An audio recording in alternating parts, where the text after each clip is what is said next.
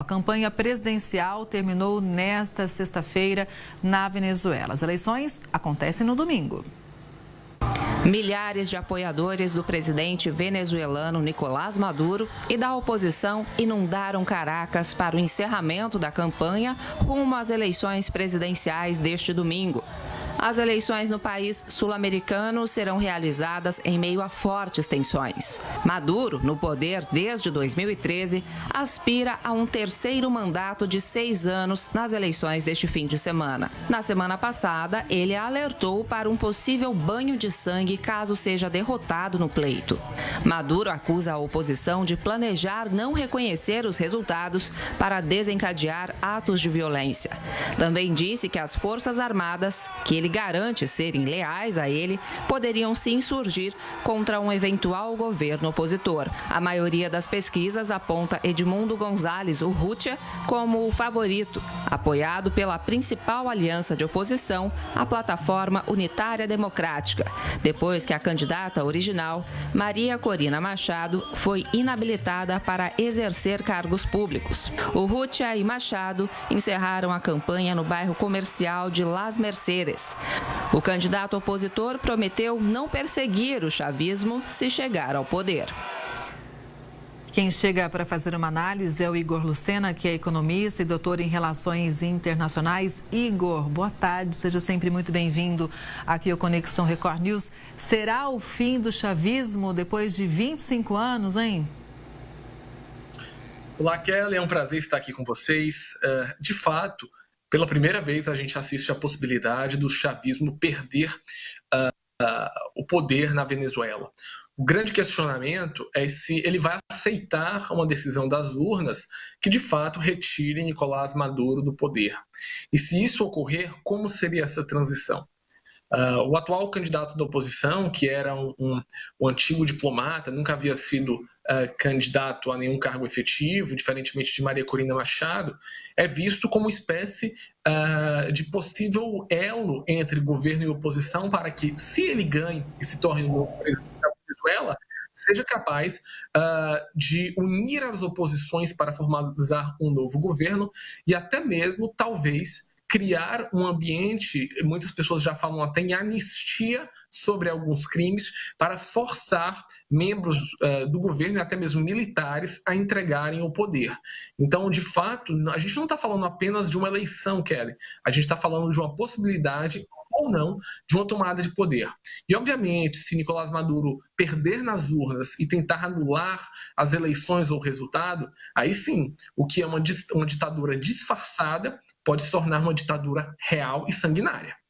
Pois é, e o fato é que a gente vai estar muito atento no que acontece no domingo e tal, porque até mesmo as projeções não são tão confiáveis, né? A gente diz, olha, muitas vezes o chavismo pode perder, em muitos momentos a oposição apareceu na liderança, mas existe também, claro, todo esse ambiente tenso e também a desconfiança até pela própria projeção, pela própria pesquisa, né? Aliás, foram várias, né, Igor?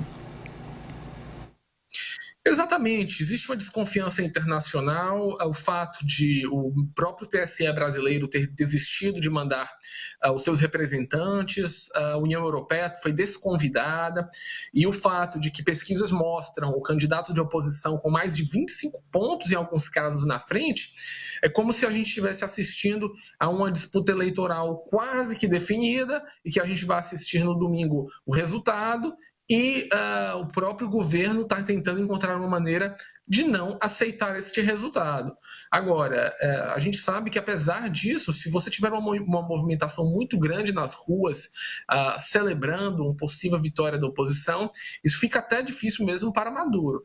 Entretanto, sabemos que o governo controla o resultado eleitoral, o governo controla os militares e, de fato, é uma grande incógnita. Pela primeira vez, desde o início do chavismo, a possibilidade de perder uma eleição é real e a gente não sabe o que vai acontecer com a Venezuela de quando isso acontecer.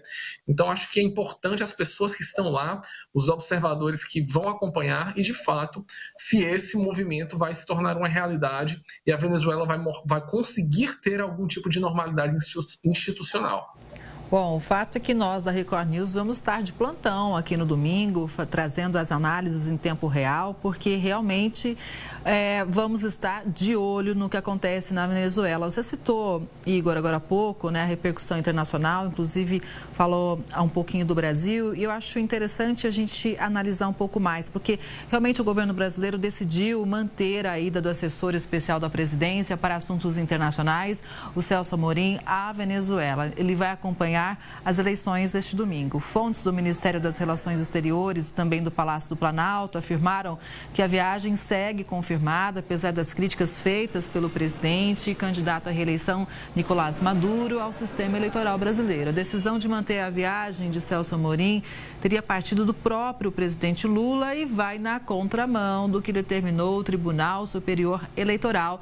Na quarta-feira, a corte cancelou, como você mencionou há pouco, Igor, o envio de observadores para o pleito venezuelano depois que Maduro disse durante um comício que países como Colômbia e Brasil não possuem urnas auditáveis. Igor.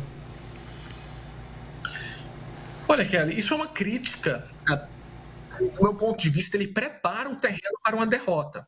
Quando ele faz isso, ele faz uma provocação para ter exatamente o resultado do que o TSE fez, que é retirar os seus membros como observadores, também provavelmente da Colômbia, e a ideia de que quanto menos observadores internacionais estejam no país, mais fácil seria para fazer um processo de fraude, criar algum tipo de tentativa de golpe ou autogolpe, ou até mesmo fazer com que haja um conflito militar armado pelas ruas da Venezuela a ponto de tentar invalidar as eleições, caso ele saia derrotado. Obviamente, isso faz a situação ficar muito difícil. Até mesmo o presidente Lula, que sempre foi um defensor da Venezuela, já faz críticas abertas a Maduro e, aparentemente, não sei se já chegou lá, Kelly, mas estava programada a partida do ex-chanceler e assessor especial Celso Amorim, que tem uma visão pró-Venezuela, ele é bastante... tem uma visão ideológica muito a favor da Venezuela, porém deve trazer uma visão do presidente Lula de que os resultados das urnas têm que ser respeitados. Isso porque o próprio capital político do presidente começa a ser colocado em xeque internamente aqui no Brasil.